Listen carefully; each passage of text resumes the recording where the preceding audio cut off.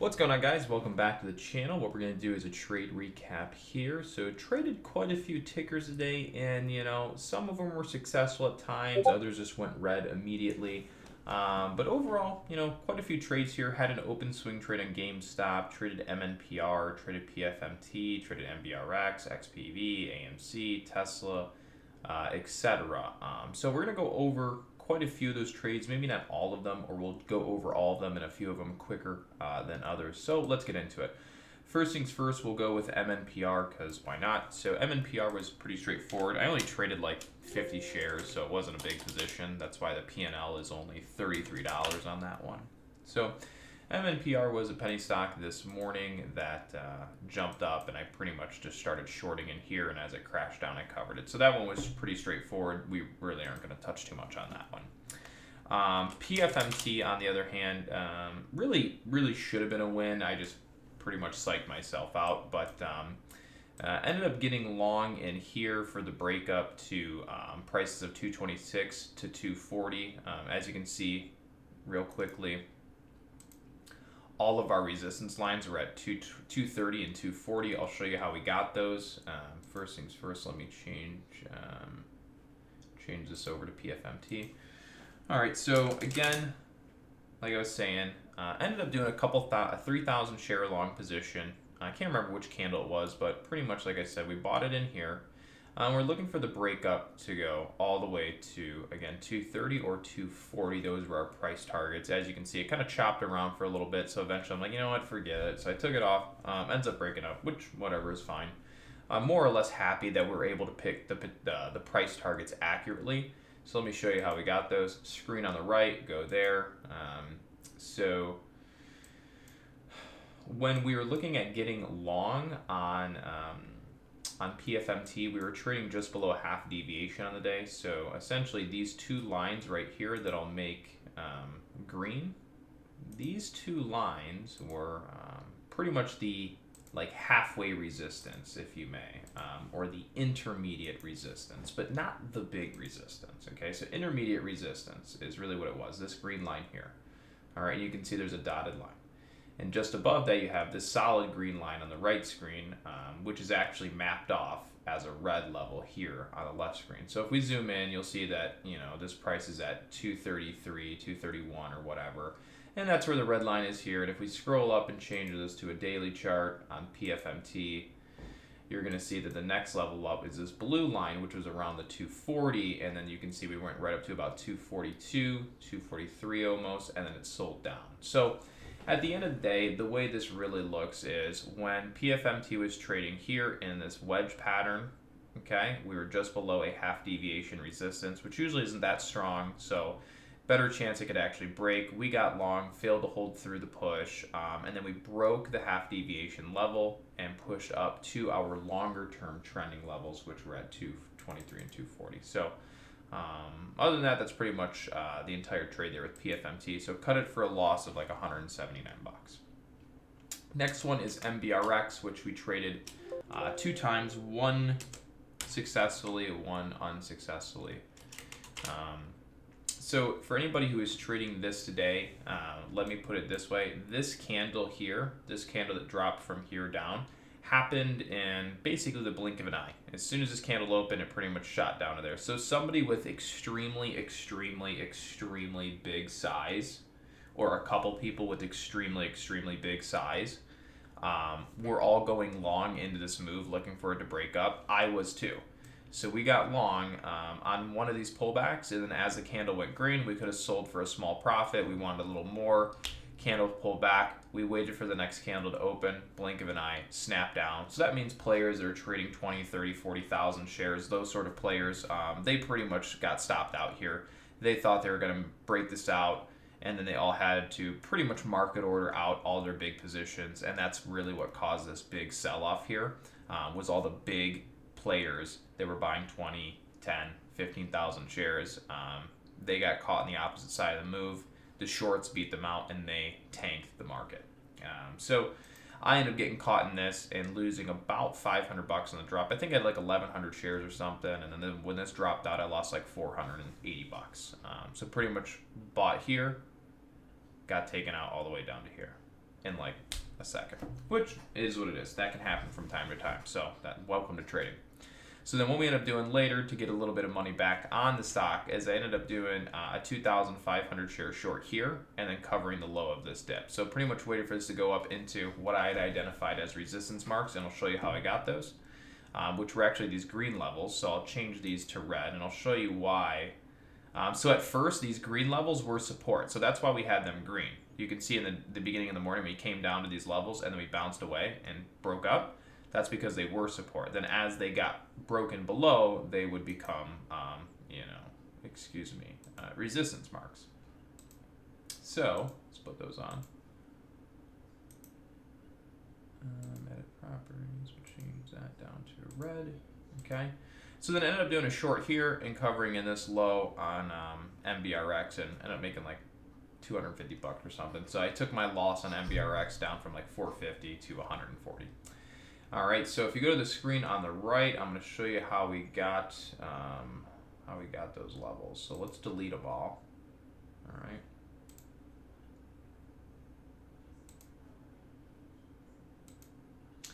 So we'll start here with the 4-hour chart. When we go to the 4-hour chart, you're going to see that we have this dotted line in here. So we're going to put one there. Boom. Right. Oh, that's PFMT. I'm like, why is this not working right? Okay, so 1 second. Let me delete these drawings.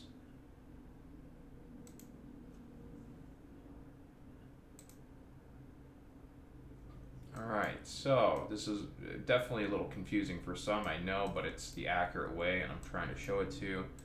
All right, so if we look in the middle here at the 4-hour chart, you're gonna see that we have this white trend line right here. Boom, we're gonna put a level there. I'm not gonna change the colors, I'm just gonna keep them all red to make it easier on me. All right, so we put that level there, boom, and then we go to this daily chart, and you're gonna see there's another one of these levels right there, boom. So either way, just put it this way, that's a trend point. So when we're coming down into those trends pre-market and we bounced away, support, and then as we broke them down, they become resistance, and so that's why I ended up shorting off these levels when the market had bounced back to them for the first time. All right, and so then that trade netted a little bit of money, helped reduce the loss on the day. All right, next one is AMC, which I ended up losing about $100 on today, but that's because I actually fat fingered. I tried to buy Mbrx like right at the open before it broke up for the first time, but accidentally bought AMC with like 1,000 shares. So then I actually ended up taking a loss on AMC that I shouldn't have been taking a loss on. So the red trade on AMC is kind of like meh. And really we meant to be short on AMC today. So if you look at my YouTube video and everything, I actually wanted to be short. And so anyways, ended up fat fingering AMC, losing $100. So there's really no point of talking much more on AMC. We're going to move on over to Tesla. So Tesla was a losing trade, but was really a winning trade at 2 points. Didn't take it off, trying to get a little bit more. But pretty much we shorted Tesla here, added more into this candle. When it dropped out, we're about $160, and then we get 3 strong green candles back, cut the trade, take a loss of $100. And as you can see, it was the right move, seeing where Tesla is now. The reason we were still shorting down at these low prices is because we were trying to get Tesla down on the day to this green level, but we just were unsuccessful to get it down to the 581 price. The reason we're trying to get it down to 581 is because if you go to the daily chart or the long-term chart, you're going to see that that is exactly where its long-term trending support is, which is also why you're seeing a solid green day today. We have sold all the way back down to trend. So in reality, there's less profit potential on the short side now as we come closer to this trend. And there's now more profit potential to go long and try to bounce the market away in most cases. So that's really my reasoning as to why we're getting a solid green candle today. That being said, we are now shifting our bias on Tesla, NIO, and all EVs for the next week or so.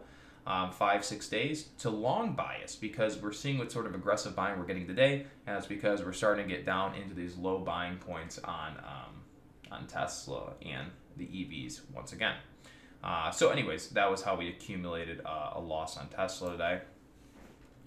And then XPEV is when we won $398. So XPEV was a long story short, all the EVs were going up, they were trading bullishly, blah, blah, blah. So we got overbought on the day for the first time here. A bunch of traders tried shorting it. I know they tried shorting it because I like to short stocks, and I've been caught in this same move many times. So when I saw the way XPEV had traded up on the day, the momentum that Tesla was starting to pick up on, the direction of the market, and NIO, that gave me the reasoning for, instead of being short on this top, to go long. When I looked at the volume in that pullback, you're going to see that primarily it was all buying volume. You see we were going up, up, up. Look at the volume. Up, green, good, cool. You see it gets to about this point where my cursor's at, go down. You see it turns all red, selling volume. So we know that I knew that was people shorting. So they're shorting, trying to get it to go down, get it to go down, get it to go down. And guess what? All of a sudden, the sellers stop and then start shifting to buying volume. Yeah, that's going to squeeze the short sellers. So we ended up going long about 1,400 shares, 1,300 shares, something like that. And then as it started to break up in the day, we started to sell. And at the time of day, which it's still there, you see this blue dotted line. That is the long-term 9-day moving average. So that was going to be our initial target on this breakout move. So we bought into where the short sellers were shorting, knowing we would squeeze them out of the move to the upside. And we targeted closer to the 9-day moving average, take a 1,400 share position, volume, buyout, break, boom, sell on the way up as it gets closer to the 9 moving average. And then you can see, look at how it sold off and this dip that it come back on. So this, the fact that it went all the way up here, crashed all the way down, and it bounced all the way back up, that means that the stock is getting strong. People are buying into it. So that's another reason when we're mentioning you should probably want to start being actively more long biased some of the EVs for the time being. Okay. And then there's also this, which is currently in long 100 shares on NIO for a swing trade. We should top out around here for the day and pull back some. So if we get a really big pullback, then I'll probably buy a little more. If not, then I'll just keep the 100 shares.